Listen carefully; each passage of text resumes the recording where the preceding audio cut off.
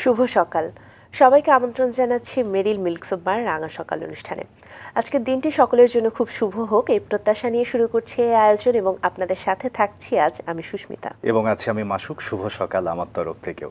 প্রিয় দর্শক, প্রতিদিনই আমরা অতিথি নিয়ে হাজির হয়ে যাই, আজকেও তার ব্যতিক্রম না। এবং আজকের অতিথি তার কর্মজীবন দিয়ে এবং তার সাংস্কৃতিক চর্চা দিয়ে এক অনন্য উদাহরণ। আমরা তার কাছে যাব, কিন্তু তার আগে পাশের মানুষটির কাছে যাচ্ছি। সুস্মিতা, শুভ সকাল। তোমাকেও শুভ সকাল মাসুক, কেমন আছো? ভালো আছি, তুমি কেমন আছো? বেশ ভালো আছি। এবং তুমি যেমনটা বলছিলে যে একজন বিশেষ মানুষ আমাদের সঙ্গে আছেন, তিনি কে দর্শকদের জানিয়ে দাও তুমি। চলো। প্রিয় দর্শক, আমাদের আজকের রাঙা সকালের অতিথি আবৃত্তি শিল্পী মাশকুরে সাত্তার কল্লোল। চলুন তাকে স্বাগত জানাই। শুভ সকাল। শুভ সকাল, কেমন আছেন? আছি, ভালো আছি। খুব ভালো লাগছে আপনাকে পেয়ে। আপনার কাছে আসলে আজকে পুরোটা সময় জুড়ে আবৃত্তি তো শুনবই, পাশাপাশি আরো অনেক বিষয় নিয়ে আসলে আলোচনা করব, গল্প করব। আশা করছি পুরো সময়টা আমাদের ভালো কাটবে। একদমই শুরুতে জানতে চাইবো যে সমৃদ্ধ একটা কর্মজীবন পার করে আপনি খুবই বিস্তৃত পরিসরে সাংস্কৃতিক চর্চাও করেছেন। আজকের এই দিনে বা এখনকার সময় আসলে আপনার বোধের জায়গাটা কি? সাংস্কৃতিক চর্চা কি আসলে মানুষের জন্য গুরুত্বপূর্ণ বা কতখানি? হ্যাঁ, নিশ্চয়ই। সেটা হচ্ছে যে আমাদের মানে আমরা যদি আমাদের মননে এবং আমাদের ভবিষ্যৎ প্রজন্মকে যেভাবে আমরা আসলে বাংলাদেশটাকে দেখতে চাই, আমাদের প্রিয় মাতৃভূমিকে দেখতে চাই, তাহলে আমরা যদি সভ্য দেশগুলোর দিকে তাকাই, তাহলে আমরা দেখব মানে যাদেরকে সভ্য হিসেবে যারা স্বীকৃত, প্রত্যেক দেশগুলোতে কিন্তু সংস্কৃতির উপর বা শুভ সুকৃতি চর্চার উপর মনোযোগ দেয়া হয়ে থাকে। সেটি রাষ্ট্রীয়ভাবে দেয়া হয়ে থাকে, সামাজিকভাবে দেয়া হয়ে থাকে। ফলে আমাদের দেশেও এটির খুব প্রয়োজনীয়তা আছে। এখানে একটি সমস্যা আছে বাংলাদেশের মতো আসলে এই ধরনের দেশগুলোতে, যে মানে খুব কম সংখ্যক ছাড়া সব শিল্প মাধ্যমে এটিকে পেশাগতভাবে নেওয়া যায় না।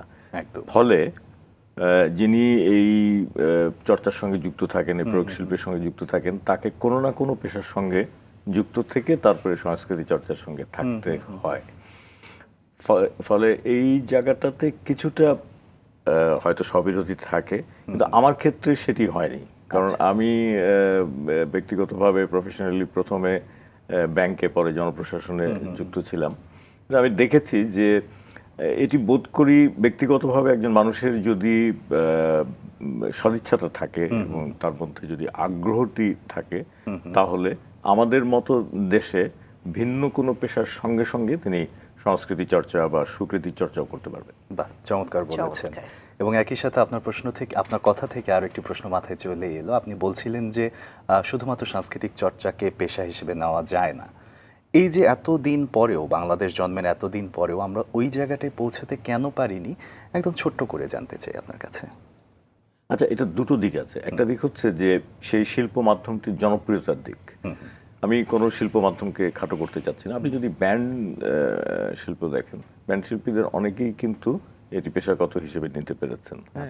সঙ্গীতের ক্ষেত্রেও অনেকে এটা পেশা হিসেবে নিতে পেরেছেন। কিন্তু বাচিক শিল্পের ক্ষেত্রে আপনি যদি বলেন যে আবৃত্তি শিল্প, এটি অস্বীকার করবার কিন্তু কোনো উপায় নেই। যে কোনো কোনো মাধ্যম খুব জনতুষ্টিমূলক হতে পারবে না, খুব বেশি জনপ্রিয় হতে পারবে না। বিশেষ করে যদি আপনি কবিতার কথা বলেন, সাহিত্যের কথা বলেন, এটি সাধারণে পৌঁছায় না। ফলে জনপ্রিয়তার সঙ্গে পেশাদারিত্বের কিন্তু একটি সম্পর্ক আছে। আমি আবৃত্তির ক্ষেত্রে সেটি বলতে চাই, যেমন আমাদের আবৃত্তি শিল্পীরা আমার জানা মতে কেউই সেভাবে এটি পেশা হিসেবে গ্রহণ করতে পারেননি, এই জন্য যে এই অর্থে এটি খুব জনপ্রিয় নয়।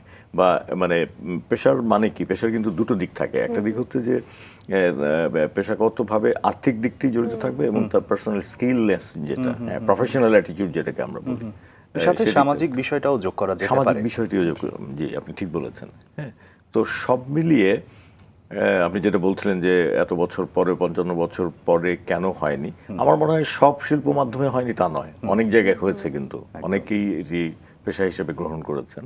কিন্তু একজন আবৃত্তি শিল্পী হিসেবে আমি বলবো যে আমাদের আবৃত্তি শিল্পী এখনো পুরোপুরিভাবে পেশাদারিত্বে আসাটা একটু একটু এখনো বোধহয় সময় লাগবে। তবুও আমরা স্বপ্ন দেখবো এবং স্বপ্নের জন্য কাজ করব। হ্যাঁ সুস্মিতা, নিশ্চয়ই তুমি একদম আমাদের তাই। তুমি যে প্রসঙ্গটি শুরুতে বলছিলে যে ওনার বিস্তৃত কর্মজীবন নিয়ে আমরা শুনবো, কিন্তু সেই সাথে তো ব্যক্তি মানুষটিকেও আমরা জানতে চাই। একদম। স্যার, সেই ব্যক্তি জীবনের কথায় যদি একটু ফিরে আসি, একদম শৈশবের কথা আমরা একটু জানতে চাইবো আপনার থেকে। শৈশব কেটেছিল করাচিতে, সেই সময়কার স্মৃতি কি কিছু মনে পড়ে এখন? হ্যাঁ, নিশ্চয়ই। আমার বাবা চাকরি সূত্রে তিনি তৎকালীন পাকিস্তান, প্রথমে তিনি রয়্যাল ইন্ডিয়ান এয়ারফোর্স মানে ব্রিটিশ এয়ারফোর্স, পরে পাকিস্তান এয়ারফোর্সে ছিলেন, ফলে আমার শৈশবের একটি অংশ করাচিতে কেটেছে। আচ্ছা তো আমার প্রথম আবৃত্তি কিন্তু শুরু হচ্ছে করাচিতে। আচ্ছা। আমার যে স্কুলটা ছিল সেই স্কুলে সেটি আমি প্রথম, আমার এখনো মনে পড়ে যে কাজী নজরুল ইসলামের যে সংকল্প কবিতাটি, যে স্কুলে প্রতিযোগিতা হয় না, সাংস্কৃতিক প্রতিযোগিতা, সেই প্রতিযোগিতায় আবৃত্তির মধ্যে দিয়ে আমার শুরু। এই যে আবৃত্তি চর্চার কথা আপনি বলছিলেন যে শৈশবেই শুরুটা হয়েছে, তো পরিবারে কাউকে দেখে কি অনুপ্রেরণা পেয়েছিলেন বা কার উৎসাহ সবচেয়ে বেশি ছিল? হ্যাঁ, আমার বাবা ঠিক প্রথমত আব্বার কথা বলতে হয় যে আব্বা মানে মানে আবৃত্তি না করলেও তার যে টিউনিং অফ ভয়েস ছিল সেটা খুব মানে গুরু গম্ভীর, যে মেঘমন্দ্র স্বর বলে না, ঠিক সেরকম আর কি। তো আব্বা এমনি যখন নামাজ পড়তেন, হ্যাঁ, বা অন্যান্য করতেন, বা তার বলার ভঙ্গিটা আমাকে আকর্ষণ করেছিল। কিন্তু পরবর্তীতে আমাদের একমাত্র, আমরা 7 ভাই 1 বোন, আমার বোন, উনি আমার অনেক বড়, তিনি কিন্তু আমাকে এই আবৃত্তির দিকে আস্তে আস্তে আগ্রহী করে তুলেন, এবং বলা যেতে পারে যে তিনি আমার সেই অর্থে মানে শিল্পগুরু। বাহ স্যার, তারপর থেকে কিভাবে আবৃত্তি চর্চা চলেছে আমরা শুনবো ক্রমান্বয়ে, কিন্তু এই মুহূর্তে আমাদের কাছে কিছু তথ্য আছে আপনার সম্পর্কে, দর্শকদের জানিয়ে আসতে চাই। জি। আমাদের আজকের অতিথি মাশকুরে সাত্তার কল্লোলের আবৃত্তি চর্চার শুরু একদম শৈশবে। 80-র দশক থেকে মঞ্চে একক ও দলীয় আবৃত্তি পরিবেশনা করেছেন তিনি। বাংলাদেশ টেলিভিশনের আবৃত্তির নিয়মিত অনুষ্ঠান সুবর্ণ উচ্চারণে যুক্ত ছিলেন দীর্ঘদিন। বিভিন্ন অনুষ্ঠানে পাণ্ডুলিপি বিন্যাসের পাশাপাশি নির্দেশনা দিয়েছেন রক্তে লেখে 71, বন্দি শিবির থেকে ভাষার মিছিল প্রভৃতি আবৃত্তি প্রযোজনায়। কবিতায় মুক্তিযুদ্ধ, কবিতায় বঙ্গবন্ধু, অমর 21-এ, আমাদের মুক্তি সংগ্রাম, ষড়ঋতু, চেনা মুখ, গণতন্ত্র মুক্তি পাক প্রভৃতি আবৃত্তির যৌথ অ্যালবাম প্রকাশিত হয়েছে তার। আবৃত্তি কর্মশালার প্রশিক্ষক এবং আবৃত্তি প্রতিযোগিতায় বিচারকের দায়িত্ব পালন করেছেন বাংলাদেশ শিশু একাডেমি, বাংলাদেশ শিল্পকলা একাডেমি, বাংলা একাডেমি সহ বিভিন্ন সরকারি ও বেসরকারি সংগঠনসমূহে। সাংগঠনিকভাবে তিনি যুক্ত আছেন আবৃত্তি সংগঠন সনন, বাংলাদেশ আবৃত্তি সমন্বয় পরিষদ, সম্মিলিত সাংস্কৃতিক জোট প্রভৃতি সংগঠনের সাথে। দর্শক, আবারও ফিরছি তার কাছে। স্যার, একটু জানতে চাই এবারে যে করাচি থেকে ঢাকাতে চলে আসা কবে মনে আছে? এটা ঠিক আমাদের মুক্তিযুদ্ধের একদম শুরুর আগে দিয়ে, অর্থাৎ আব্বা ছুটি পান, 3 মাসের ছুটি পান। আমরা 1971-এর ফেব্রুয়ারিতে ঢাকায় আসি, এবং এরপরের মুক্তিযুদ্ধ শুরু হয়ে গেলে আর ফিরে যাওয়া হয়নি তৎকালীন পশ্চিম পাকিস্তানে, এবং তারপর থেকে অর্থাৎ 1972 সাল থেকে অদ্যাবধি আমরা ঢাকাতেই আছি। বাহ, কিন্তু আমরা জেনেছি যে একটা সময় বোধহয় আপনার নানা বাড়ি রাজশাহীতে কেটেছে। হ্যাঁ, নানা বাড়ি দাদা বাড়ি দুটোই আমি রাজশাহীতে। মানে আমি স্কুল কলেজ পড়েছি হচ্ছে মানে ঢাকায়, এবং বিশ্ববিদ্যালয় আমি পড়েছি হচ্ছে রাজশাহী বিশ্ববিদ্যালয়ে, এবং সেখানে কিন্তু আমার সাংগঠনিক আবৃত্তি চর্চা শুরু। মানে এর আগে আমি যদি একটু বলি যে আমি এককভাবে আবৃত্তি করতাম, যা স্কুলে করেছি। তারপরে আদমজি ক্যান্টনমেন্ট কলেজে আমার পড়া, সেখানে বোধহয় বলতেই হয় যে সেখানের যে 2 বছর আমি পড়েছি কলেজে, সেখানে সাংস্কৃতিক প্রতিযোগিতায় প্রথমে আমি রানার আপ হই এবং পরের বছর চ্যাম্পিয়ন হয়েছিলাম। এটা ছিল হচ্ছে একক মানে চর্চার দিক। কিন্তু আমার জীবনে, এবং এটাও বলতে হয় যে ওই সময় আমি নাটকও করতাম, যেমন আদমজি ক্যান্টনমেন্ট কলেজে পরপর 2 বছর আমি নাটক করেছি। পাড়াতে সেই সময় আপনারা জানেন কিনা যে পাড়ায় এক সময় বিচিত্র অনুষ্ঠান ধরনের বিভিন্ন হতো সেই সময়, 70 দশকে বিশেষ করে, তখন আমি নাটকও করেছি, আবার গানও গাইতাম স্কুলে। কিন্তু এই যে মানে এই যে হয় না যে গান গাচ্ছি, আবার নাটকও করছি, আবার আবৃত্তিও করছি, কিন্তু আমার জীবনের মোড়টা ঘুরে যায় হচ্ছে যখন বাংলাদেশের প্রথম আবৃত্তি সংগঠন, কিন্তু এটি বাংলাদেশের প্রথম আবৃত্তি সংগঠন গড়ে উঠে হচ্ছে রাজশাহী বিশ্ববিদ্যালয়ে 1981 সালের 20 সেপ্টেম্বর। আচ্ছা, মানে ঢাকার বাইরে একটি গুরুত্বপূর্ণ শিল্পের সাংগঠনিক চর্চা শুরু হয়েছিল। আমি এর ঠিক 1 বছর পরে 1982 সাল থেকে সেই সাংগঠনিক আবৃত্তি চর্চার সঙ্গে যুক্ত হয়ে গেলাম। আমরা যদি আরেকটু পিছনেই যাই, আমরা যতদূর আপনার সম্পর্কে জেনেছি যে বড় বোন তো আপনাকে এক ধরনের উৎসাহ দিয়েছেনই, কিন্তু আপনার অনুপ্রেরণাটা আরো কিছু জায়গায় ছিল। আপনার নানা কিংবা মামার কারণে আপনার মধ্যে এক ধরনের শিল্পের বীজ তৈরি হয়েছিল। হ্যাঁ, আমার মামা একজন বীর মুক্তিযোদ্ধা, অবশ্য উনি প্রয়াত হয়েছেন, নূর হামিম রিজভী বীর বিক্রম। আচ্ছা। তিনি গান গাইতেন। আমার নানা কিন্তু মানে সেই সময় মানে মানে আমি ভাবলে অবাক হই যে সম্ভবত 40 দশক, 50 দশক, 60 দশকে আমি গিয়ে দেখেছি যে উনি যাত্রা করতেন আর কি, যাত্রা পালা সেই সময় হতো, সময় যাত্রাটা খুব জনপ্রিয় ছিল। তো ওনাদের থেকে আমার ধারণা যে জেনেটিক্যালি হোক আর যেভাবেই হোক, সেই এক ধরনের নিশ্চয়ই শিল্পের প্রতি শিল্পের প্রতি জায়গাটা। ভালোবাসাটা সেটা দৃশ্যমান বা অদৃশ্যমান ভাবে আমাকে স্পর্শ করে গেছে। চমৎকার।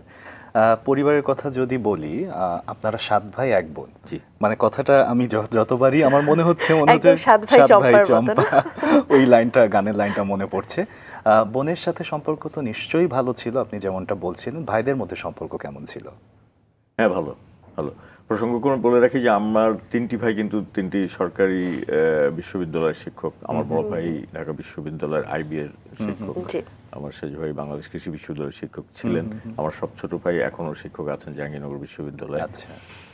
ফলে তারা শিক্ষার সঙ্গে যুক্ত থাকলেও আবার সংস্কৃতির সঙ্গেও অল্প স্বল্প যুক্ত ছিলেন। ফলে ভাইদের সঙ্গেও আমার যে মিথস্ক্রিয়া সেটি খুব চমৎকার। দারুণ দারুণ। আপনার গল্প তো আমরা শুনছি। সুস্মিতা, তাই। নিশ্চয়ই তুমি এখন বলতে চাচ্ছ, তোমার হাসি দেখে আমার একদম। মনে হচ্ছে যে একটা কবিতা শুনতে চাও স্যার। একদমই তাই। স্যার, এই মুহূর্তে একটি কবিতা আমরা শুনতে চাই। কোন কবিতাটি শোনাবেন? আচ্ছা, জীবনানন্দ দাশের কবিতা একটু পড়তে চাই। কেন জানি আমাকে মানে এটা একবার মানে আব্দুল্লাহ আবু সাইদ স্যার, বিশ্ব সাহিত্য কেন্দ্র খ্যাত আব্দুল্লাহ আবু সাইদ স্যার বলেছিলেন যে তাকে মানে বিরহত্মক প্রেমের কবিতা তাকে সবচেয়ে বেশি টানে, আমাকেও টানে। আর জীবনানন্দ দাশ তো মানে মানে বলার দরকারই নেই যে তিনি একজন অসাধারণ কবি, মানে কবি হিসেবে তার কবিতা অনেকে আকৃষ্ট করে। তো জীবনানন্দ দাশের 25 বছর পরে এই কবিতাটি আমি আবৃত্তি করবার চেষ্টা করতে পারি। শেষবার তার সাথে যখন হয়েছে দেখা মাঠের উপরে, বলিলাম একবার আবার আসিও তুমি, আসিবার ইচ্ছা যদি হয়। এই বলে আমি ফিরে আসিলাম ঘরে। তারপর কতবার চাঁদ আর তারা মাঠে মাঠে মরে গেল, ইঁদুর পেঁচারা জ্যোৎস্নায় ধান ক্ষেত খুঁজে এলো গেল, চোখ বুজে ডানে আর বাঁয়ে ঘুমায় পড়িল কত কেউ। রহিলাম জেগে আমি একা, নক্ষত্র যে বেগে ছুটিছে আকাশে, সেইভাবে সময় যদিও চলে যায় 25 বছর, তবু কই শেষ হয়। তারপর একদিন আবার হলদে তিনো ভরে আছে মাঠে, পাতায় দাঁতে কুয়াশা ভাসিছে দিকে দিকে, চড়ুইয়ের ভাঙা বাসা শিশিরে গিয়াছে ভিজে, পথের উপর পাখির খোলা ডিমের খোসা, ঠান্ডা কুড়ু কুড়ু, শশা ফুল দু একটা নষ্ট সাদা শশা, মাকুড়ের ছেঁড়া জাল লতায় পাতায়, ফুটফুটে জ্যোৎস্না রাতে পথ চেনা যায়, দেখা যায় কয়েকটি তারা ওই হেম আকাশের গায়ে। ইঁদুর পেঁচারা ঘুরে যায় মাঠে মাঠে, খুদ খেয়ে ওদের পিপাসা আজও মেটে। 25 বছর তবু গেছে কবে কেটে, 25 বছর তবু গেছে কবে কেটে,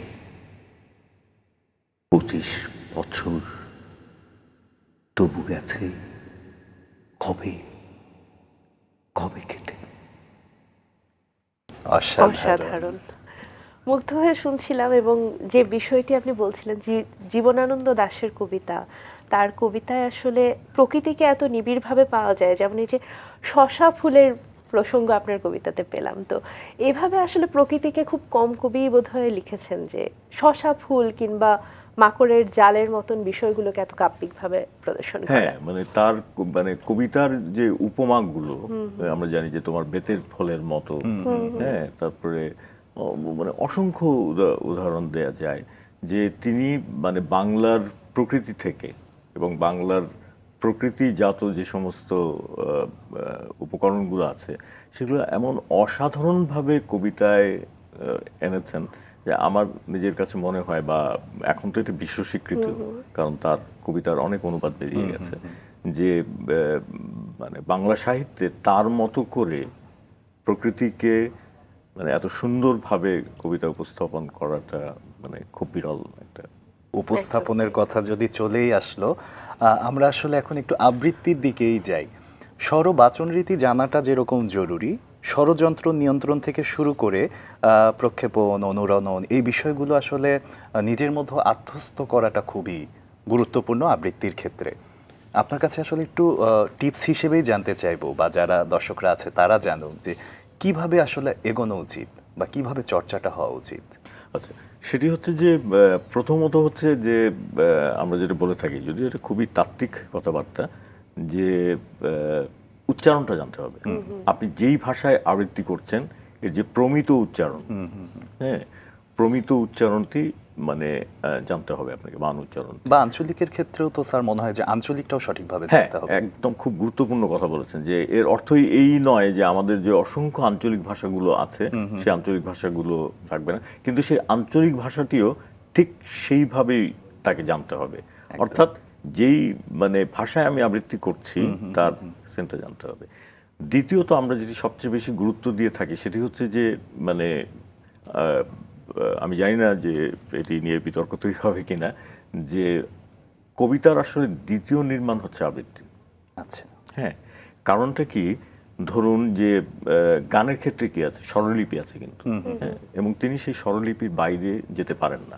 মানে গায়কী ভঙ্গির বা গায়কী ঢঙের একজনের এক এক ধরনের থাকে শিল্পীদের মধ্যে, কিন্তু আবৃত্তি যখন প্রয়োগ শিল্পী হিসেবে চলে আসলো তখন কিন্তু আপনি দেখবেন যে এটার কোনো নোটেশন নাই। জি, আচ্ছা, ফলে দ্বিতীয় যেই গুরুত্বপূর্ণ বিষয়টি আমার কাছে মনে হয় আর কি, সেটি হচ্ছে যে নির্মাণ। আপনি কিভাবে সেটি নির্মাণ করবেন, হ্যাঁ, সেই কবিতাটিকে কিভাবে নির্মাণ করবেন, কোথায় আপনি কি ধরনের ভাব এবং রসের প্রয়োগ ঘটাবেন, হ্যাঁ, সেটি একটি দিক হচ্ছে। তারপরে আপনি যেটা বললেন অনুরণনের কথা বললেন, তারপরে প্রক্ষেপণের কথা বললেন, হ্যাঁ, সেগুলোর একটি খুব গুরুত্বপূর্ণ বিষয় হচ্ছে আবৃত্তি, এবং এগুলো সবগুলোই আসলে চর্চার মধ্যে মানে হয়ে থাকে। একদম। যে কোনো শিল্পেই বলুন বা আপনি যদি খেলাধুলা বলেন বা যে কোনো ইয়েতে, যে চর্চার আসলে কোনো বিকল্প নেই। এবং এর সঙ্গে যেটি আমার মনে হয় যে মানে বুদ্ধিবৃত্তির একটি যোগ আছে কিন্তু, হ্যাঁ, যেমন আপনি যদি জীবনানন্দ দাশ পড়েন তাহলে আপনাকে কিন্তু জীবনানন্দ দাশের মানে তার যে ব্যক্তি জীবন সেটা সম্পর্কে জানতে হবে। রবীন্দ্রনাথকে নিয়ে যদি আপনি পড়েন, কারণ এটার এক ধরনের মানে ইংরেজিতে যেটাকে বলে যে রিফ্লেকশন আপনি কিন্তু দেখতে পাবেন। যেমন রবীন্দ্রনাথ যে ধরনের জীবন যাপন করেছেন তার কবিতায় কিন্তু তার একটি ছাপ আছে। আবার নজরুল যেরকম জীবন যাপন করেছেন, তার যে মানে তার যে মানে সংগ্রামের জীবন বা তার যে দ্রোহের জীবন বা তার চিন্তাধারার, সেটি কিন্তু তার কবিতায় আছে। আমরা গানের ক্ষেত্রে জানি এক ধরনের রেওয়াজের ব্যাপার আছে, নাচের ক্ষেত্রেও যারা নৃত্যশিল্পী তাদেরও এক ধরনের রেওয়াজের ব্যাপার আছে। তো আবৃত্তি যারা ভালো মতন করতে চান তাদের ক্ষেত্রে নিয়মিত চর্চা আসলে কোন কোন বিষয়গুলো বেশি গুরুত্ব দিয়ে করা উচিত? আচ্ছা, এই প্রসঙ্গে যাওয়ার আগে আমি একটু বলি যে মানে ধরুন বাংলাদেশের দুটো শিল্প মানে সাংগঠনিক চর্চার মধ্যে দিয়ে বিকশিত হয়েছে বা জনপ্রিয় হয়েছে বা এটি দক্ষতা লাভ করেছে। একটি হচ্ছে মঞ্চনাটক এবং আরেকটি হচ্ছে আবৃত্তি। বাংলাদেশে কিন্তু আবৃত্তিটি প্রসারিত হয়েছে বা মানে জনপ্রিয় ওই অর্থে যদি বলি আমি, সেটি সাংগঠনিকভাবে। ফলে আপনি যদি বলছিলেন যে চর্চা আমাদের এখানে সাংগঠনিক মানে মানে ভাবে আবৃত্তি চর্চাটি সবচেয়ে বেশি হয়ে থাকে। মানে যিনি সংগঠনে আসেন, একজন সংগঠনে হয়তো আসলেন, সংগঠনে একজন প্রধান থাকেন যিনি মানে ভালো আবৃত্তি জানেন, তার মধ্যে দিয়েই আসলে মানে যিনি আবৃত্তি শিল্পী হতে চান, বা বাংলাদেশের অধিকাংশ আবৃত্তি শিল্পী কিন্তু সাংগঠনিক আবৃত্তি চর্চার মধ্যে দিয়েই এসেছেন। তো সংগঠনগুলোতে কিন্তু নিয়মিতভাবে কর্মশালা হয়ে থাকে। সেই সমস্ত কর্মশালায় দেশের যারা মানে রিসার্চ পার্সন আছেন তারা প্রশিক্ষণ দিয়ে থাকেন, এটাই একটি দিক আছে। আবার কেউ কেউ আছেন যারা যে আসলে শিল্পটা আসলে তো গুরুমুখী বিদ্যা, জি। হ্যাঁ। তো অনেকেই আছেন যারা বাংলাদেশের যারা মানে খ্যাতিমান আবৃত্তি শিল্পী, তাদের কাছ থেকে তালিম নিয়ে তাদের কাছ থেকে আবৃত্তি শিখেছেন। স্যার, আপনি সাংগঠনিক চর্চার কথা বলছেন, কিন্তু বর্তমান সময়ে যেটা দেখা যাচ্ছে যে সোশ্যাল মিডিয়াতেও আসলে এক ধরনের আবৃত্তি চর্চা করছে বা করার চেষ্টা করছে, প্রশিক্ষণ দিচ্ছে অনেকে। এই জায়গাটা আপনি কিভাবে দেখছেন? আমি এটা খুবই ইতিবাচকভাবে দেখি। ইতিবাচকভাবে দেখি এই জন্যে যে ধরুন একটি টিএসসিতে হোক বা অন্য কোনো জায়গায় হোক, আপনি সর্বোচ্চ 70, 80, 90 জন বা 100 জনকে আপনি শেখাতে পারছেন। কিন্তু সামাজিক যোগাযোগের মাধ্যমে এখন অনেকেই এটা করছেন। জি। সামাজিক যোগাযোগের মাধ্যমে অনেকেই আবৃত্তিটা শিখতে পারছেন। হয়তো তিনি ঢাকার বাইরে থাকেন, হ্যাঁ, তিনি হয়তো ঢাকায় এসে কাউরির কাছে আবৃত্তি শিখবেন সেটা পারছেন না। তিনি এই যে অন্তর্জালের মধ্যে দিয়ে, অনলাইনের মধ্যে দিয়ে আবৃত্তিগুলো শিখে নিচ্ছেন। বা এখন অনেকেই এই সামাজিক যোগাযোগ মাধ্যমে বা প্রযুক্তির অন্যান্য অনুষঙ্গগুলো ব্যবহার করে আবৃত্তি করছেন, সেখান থেকেও তারা আবৃত্তি শিখতে পারছেন। ফলে এটি খুবই ইতিবাচক দিক। খুবই দারুণ বলেছেন স্যার। স্যার, আমরা আরো একটা আবৃত্তি শুনতে চাই। এই বৈশাখ মাস আমরা বর্ষ বরণ করে থাকি, বাংলা নববর্ষকে। তো আমি এখন নির্মলেন্দু গুণের একটি কবিতা পড়তে চাচ্ছি, যেটির সঙ্গে বৈশাখের বৃষ্টির সম্পর্ক আছে এবং অম্লমধুর প্রেমেরও একটা ভাব আছে এর মধ্যে দিয়ে। সদরঘাটে পৌঁছতেই শুরু হয়ে গেল বৃষ্টি। ছোট ছোট ফোঁটা হলে নিয়ে নিতুম মাথায়, কিন্তু বৃষ্টির ফোঁটাগুলো ছিল বেশ বড়সড়। তাই অগত্যা দৌড়ে এসে আশ্রয় নিলাম এক পুরনো বইয়ের দোকানে। সচরাচর এসব দোকানে আজকাল একদম ঢুকি না, কিন্তু আগে এক সময় বেশ অভ্যেস ছিল। বৃষ্টি থামবার কোনো লক্ষণ নেই দেখেই চোখ ফেরালাম সাজানো বইয়ের পুটে। শরৎচন্দ্র, রবীন্দ্রনাথ, মাসুদ রানার পাশে হঠাৎ দেখি আমার নিজের লেখা একখানি কাব্যগ্রন্থ, কবিতা অমীমাংসিত রমণী। বাহ, বেশ মজার ব্যাপার তো। একবার ভাবলাম দেখি না একটু হাতে নিয়ে। পরক্ষণেই মনে হলো না, থাক, দোকানির মনে প্রত্যাশা ভঙ্গের দুঃখ দেব না। কিন্তু কৌতূহল যে বড়ই সংক্রামক, নিজের অজান্তেই হাত চলে গেল বইয়ের দিকে। পাতা উল্টাতেই রমণীয় হস্তাক্ষরে আমার চোখ গেল আটকে। গোটা গোটা কাঁচা কালো কয়েকটি শব্দ আমার আমার পুরো বিকেল বেলাটিকেই দিলে বদলে। খোকা ভাই, আরো সুন্দর, আরো ভালো হও, মমতা। বৃষ্টি ভেজা মনের মধ্যে আমার মনটা চলে গেল মার্বেলের ভেতরের রঙিন ফুলের মতো। আহা, কি সুন্দর মমতার এই চাওয়াটুকু! আমার মনে হলো কবিতার চেয়েও অনেক অনেক সুন্দর মমতার এই প্রার্থনা। ভাবলাম এর পরেও কি তার খোকা ভাই ভালো না হয়ে পারে? কিন্তু পরক্ষণেই মনে হলো এ বই দোকানে এলো কি করে, আর এখানে এলেই বা কেন?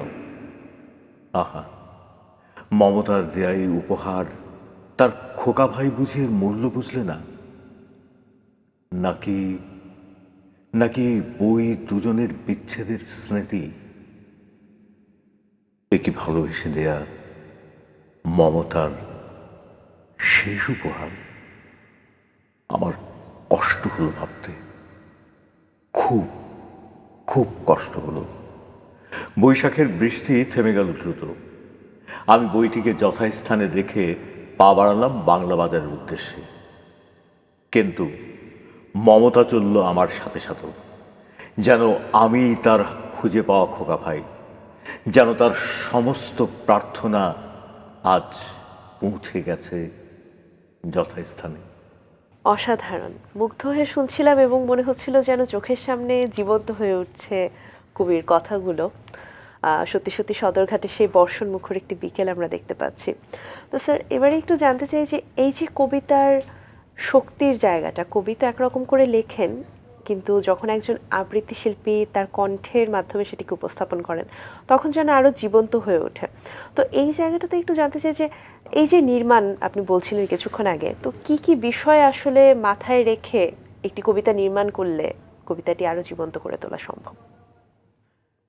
আমি বলবো যে এটা মানে বিষয়বস্তুটা কি, যেটাকে ইংরেজিতে যদি আমি বলি তাহলে টেক্সট।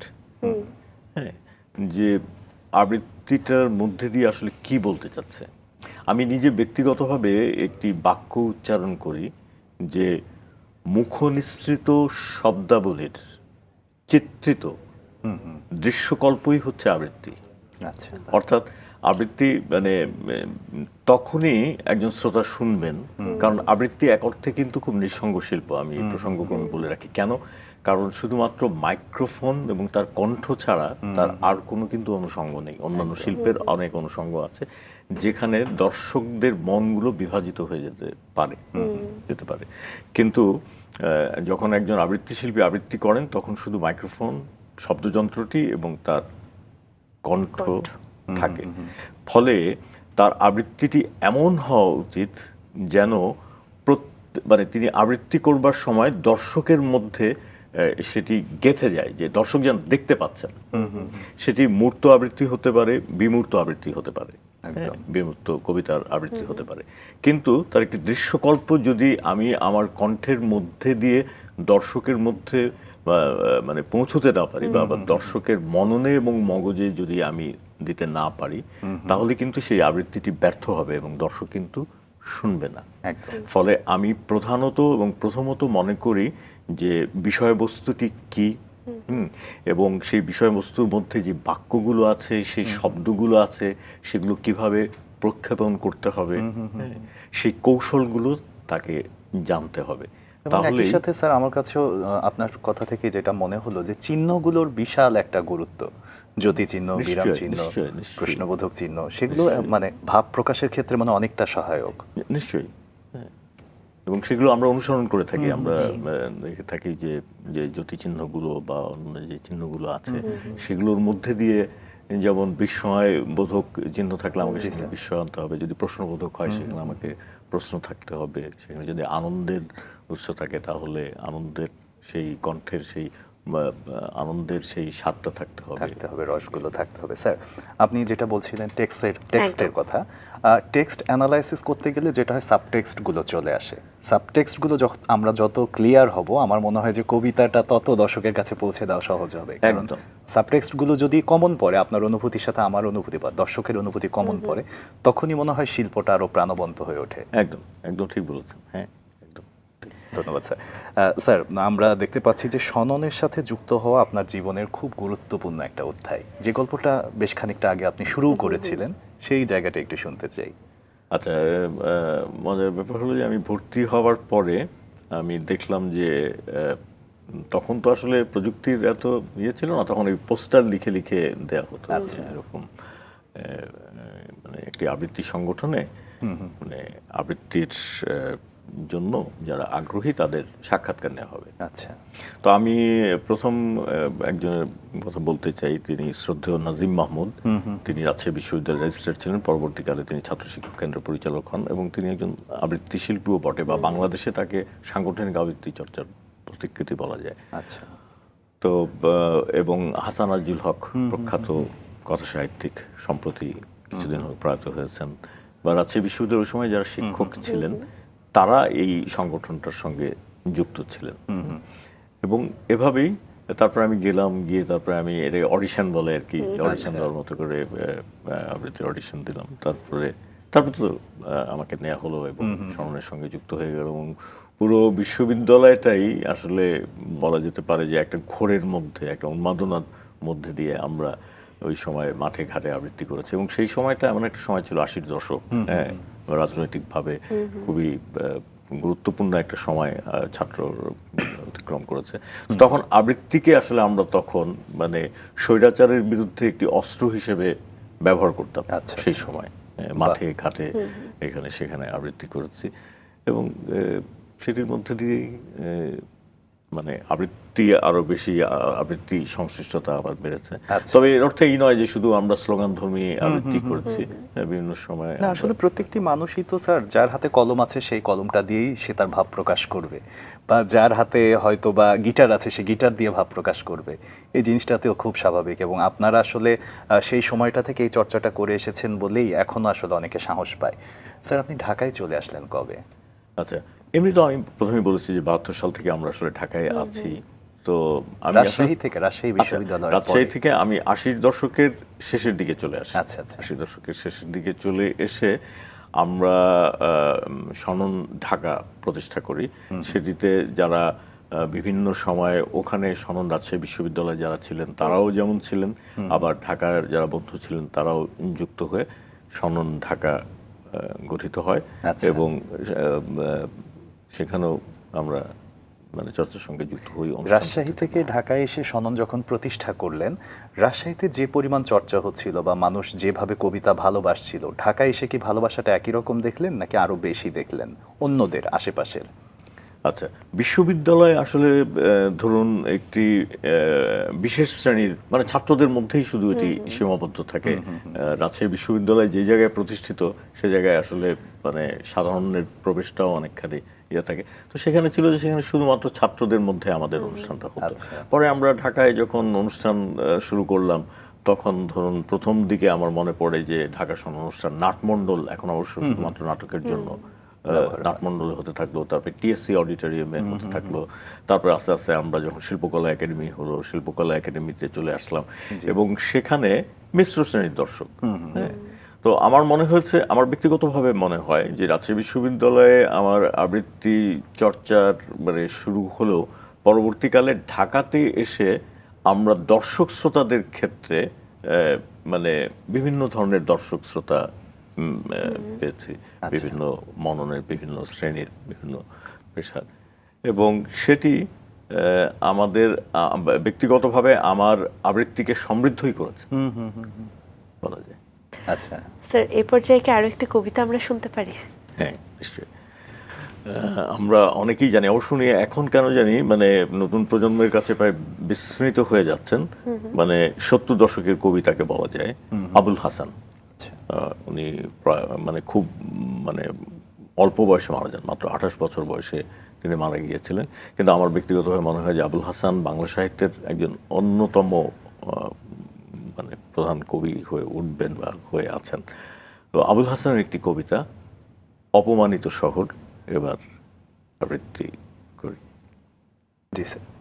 আমার কোমরে আমি পুষতাম শঙ্খের কলস, না কেউ জানে না খর্ণরা যখন পোড়ায় শস্য শেষে আমার আত্মায় কেন জন্মেছিল উদ্ভিদ।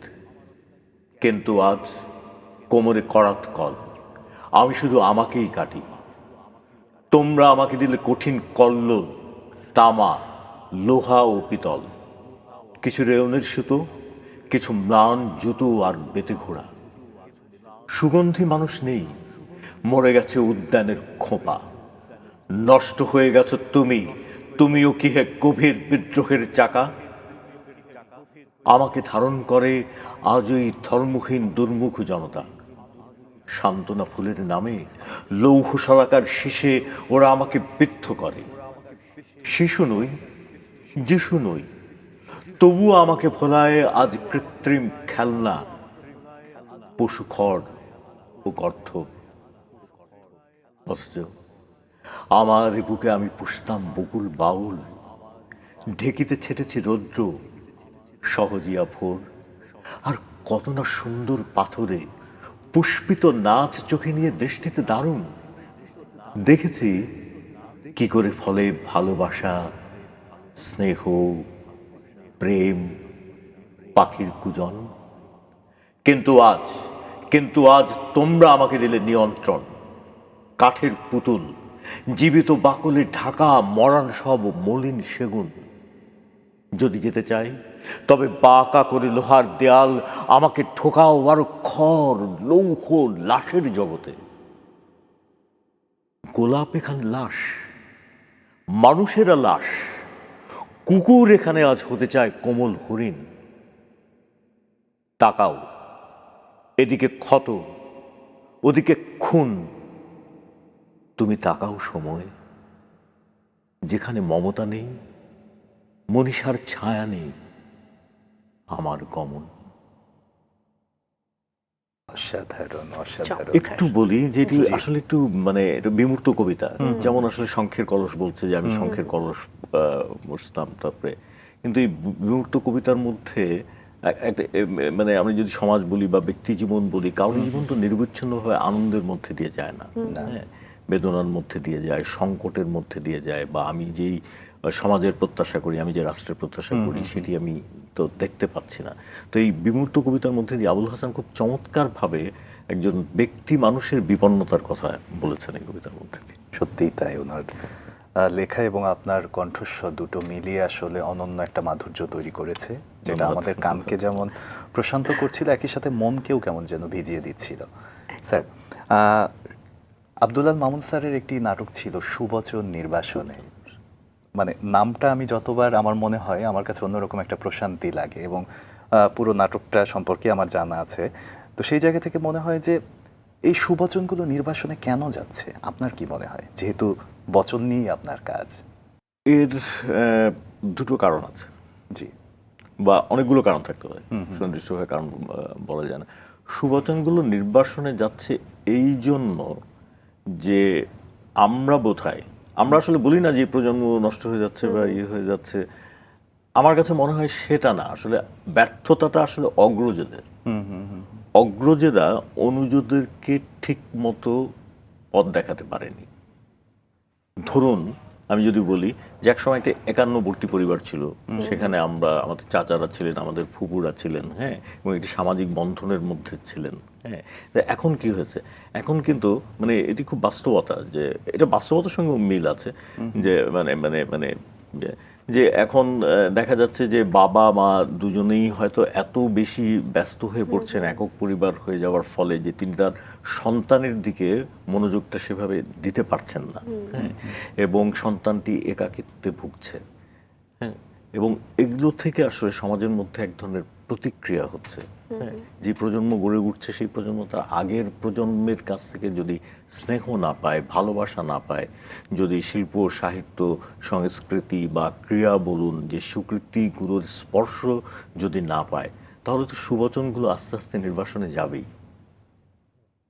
তো ফলে আমার কাছে যেটি মনে হয়, বা আমি যেটি ব্যক্তিগতভাবে চর্চা করার চেষ্টা করেছি, যে আমাদের সন্তান হোক বা আমাদের যারা কাছের মানুষ হোক, তাদেরকে স্নেহ দিতে হবে, প্রেম দিতে হবে, মানে ভালোবাসাটা দিতে হবে, এবং তাদেরকে সময় দিতে হবে, এবং তাদেরকে বলতে হবে যে কোনটি সঠিক এবং কোনটি ভুল।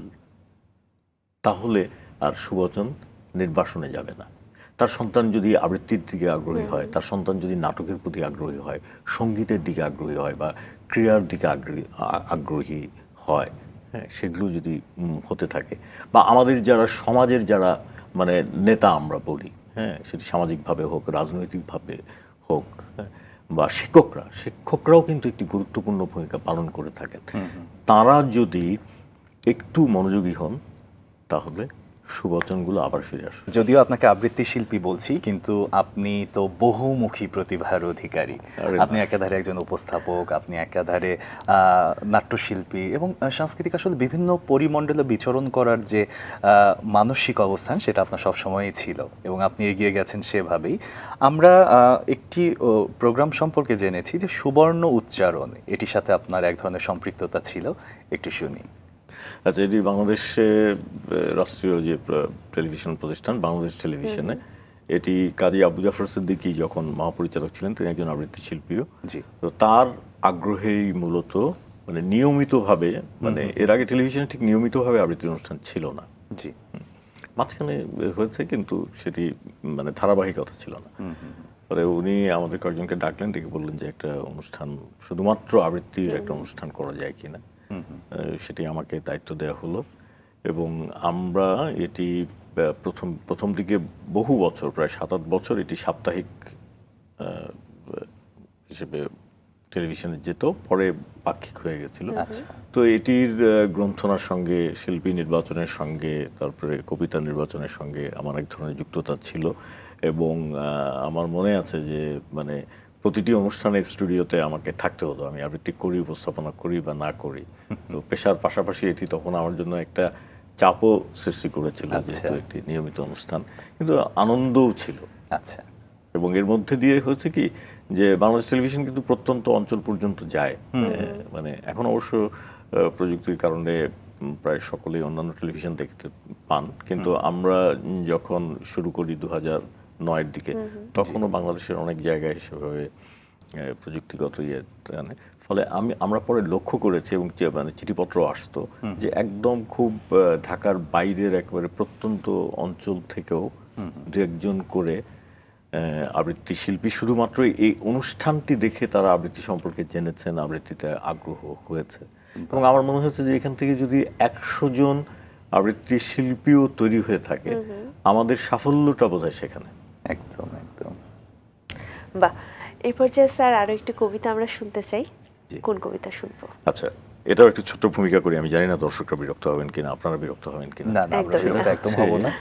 যে এই কবিতাটি শহীদ কাদেরী, নিশ্চয়ই নাম শুনেছেন। জি। শহীদ কাদরী, কবি শহীদ কাদরী, 50 দশকের কবি শামসুর রহমান, শহীদ কাদরী, নির্মলেন্দু অবশ্যই একটু ইয়ে ছিলেন। যাই হোক, যে আমরা আসলে দেখেন মানে আমরা কিভাবে প্রকৃতিকে ধ্বংস করে দিচ্ছি, তাই না? আমাদের নদীগুলো দখল হয়ে গেছে, আমাদের খালগুলো দখল হয়ে গেছে, একদম। আমরা একটার পর একটা কংক্রিটের নির্মাণ করছি, হ্যাঁ, অথচ সবুজ হারিয়ে ফেলেছি, গাছপালা নেই, গাছপালা না থাকার ফলে পাখিরা বসতে পারছে না। হ্যাঁ। এই রকম একটি বিবেচনা থেকে আমার মনে হয়েছে যে হয়তো এই কবিতাটি শহীদ কাদরী লিখেছিলেন, এবং সেই কবিতাটি আমি দেখে দেখে একটু আবৃত্তি করবার চেষ্টা করছি। জি স্যার। জি। এক চমৎকার রাতে, শহীদ কাদরী। মইন, একটা চমৎকার গ্রীষ্মের জোনাক জ্বলা রাতে এই সভ্যতার সকল ধীমান প্রতিনিধিবৃন্দ যদি মরে যান, কারো কোনো ক্ষতি হবে না, আমি তা জানি, তুমিও নিশ্চয় জানো। কিংবা হঠাৎ অলিন্দ থেকে যদি টলে পড়ে যায় এই আমি এখনই এখানে, এই সুন্দর রেলিং থেকে নিচে, এই উথাল পাতাল বাতাস ভরা সন্ধ্যায় পায়ে মারানো ধুলো পেভমেন্টে, খুব ক্ষতি কি হবে কোথাও কারো? আমার বদলে না হয় তুমিই ঝাঁপিয়ে পড়লে ফুটপাতে, লোকে বলবে একই কথা, এবং তা যদি বলে ভুল হবে না মোটেই। সবচেয়ে ভালো সময় এখনই, এখনই, এখনই মইন, এই উতাল পাতাল বাতাস ভরা সন্ধ্যায়, এই বারান্দায় অনেক অনেক রাত দাঁড়িয়ে থেকেছি আমরা দুজন, মাথায় শিশির নিয়ে মাঘের ঠান্ডায় অনেক অনেক রাত মুখ রেখেছি হাওয়ায়।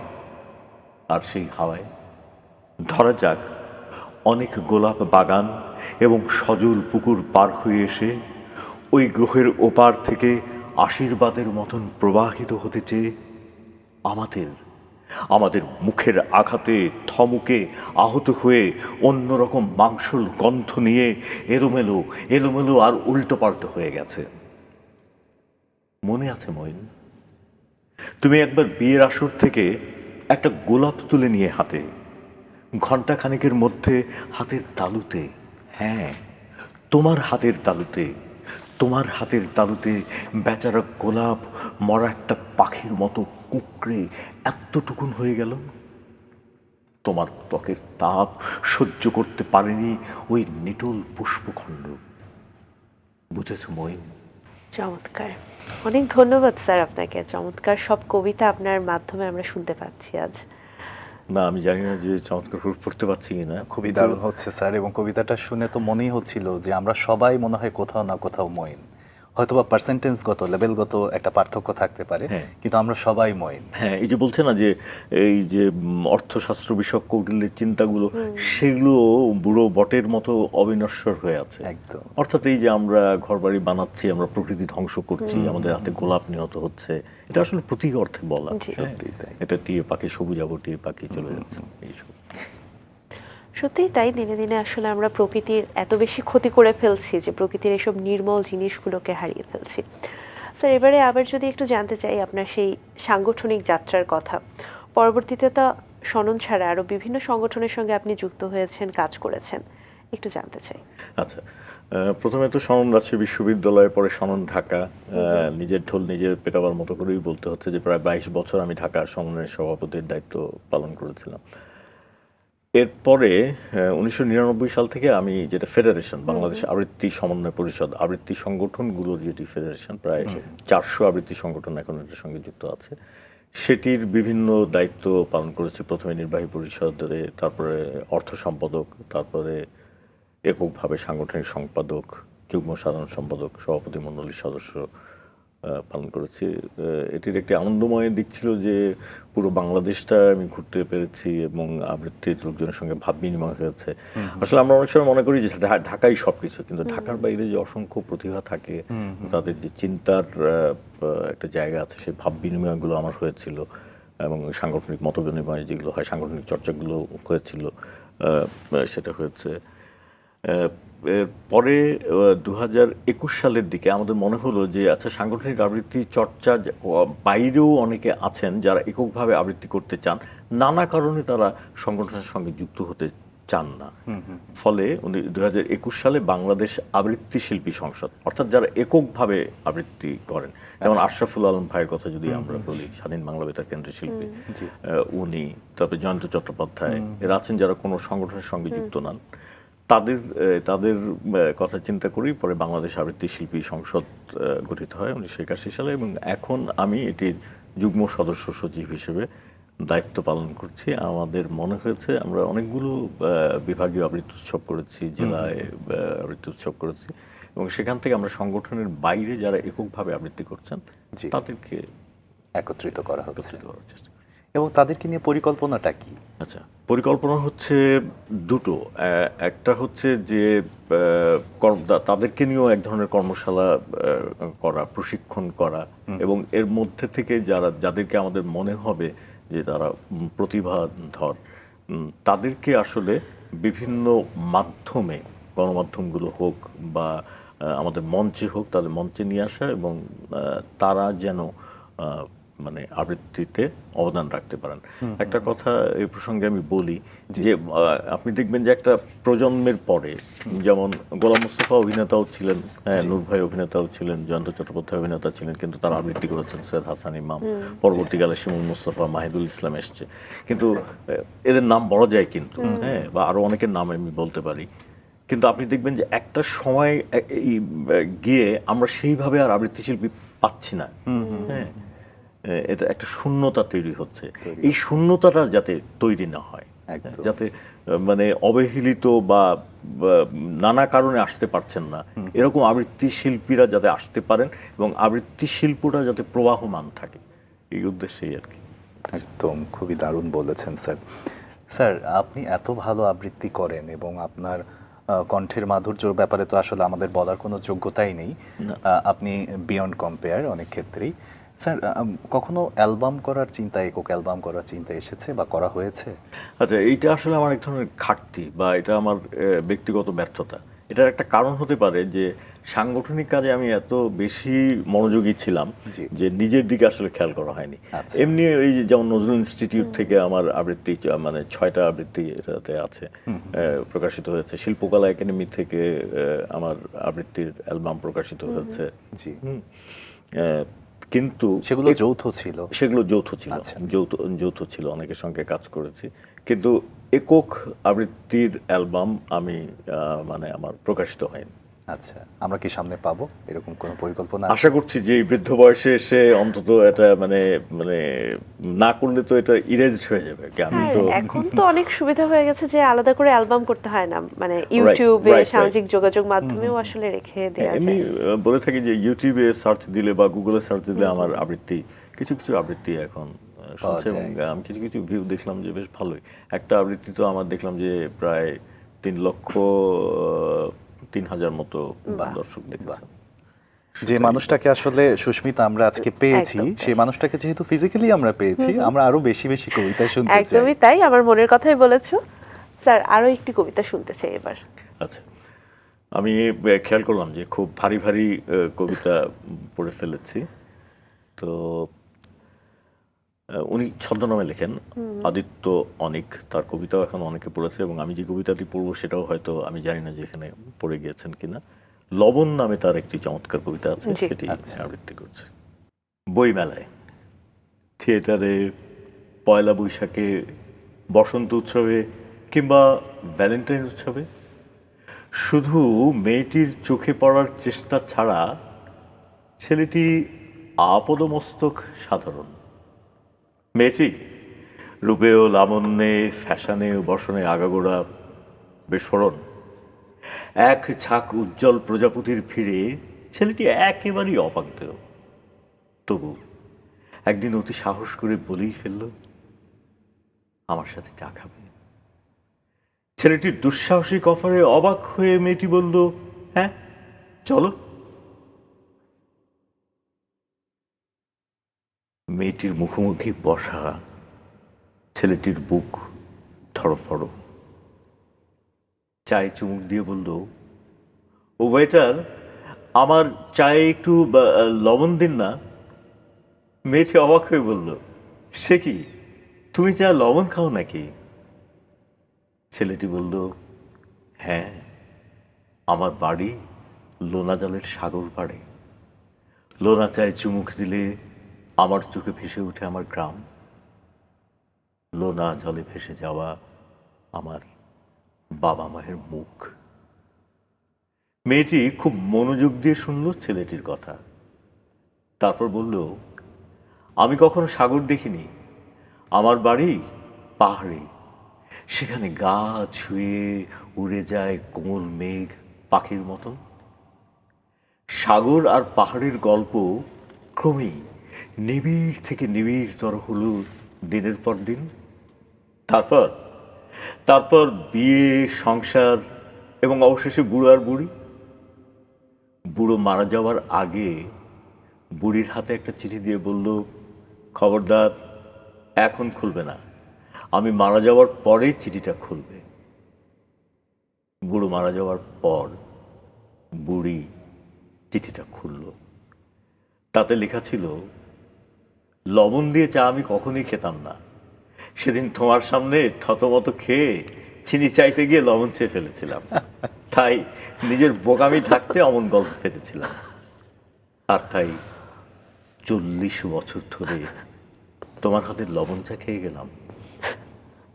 তোমার হাতের লবণ চা খুব মিষ্টি। বুড়ি প্রতিবেশীদের বাড়িতে বেড়াতে গেল একদিন, তাকে চা দেয়া হলো। বুড়ি বলল, আমার চা একটু লবণ দিন না। প্রতিবেশী অবাক হয়ে বলল, সে কি, আপনি চা লবণ খান নাকি?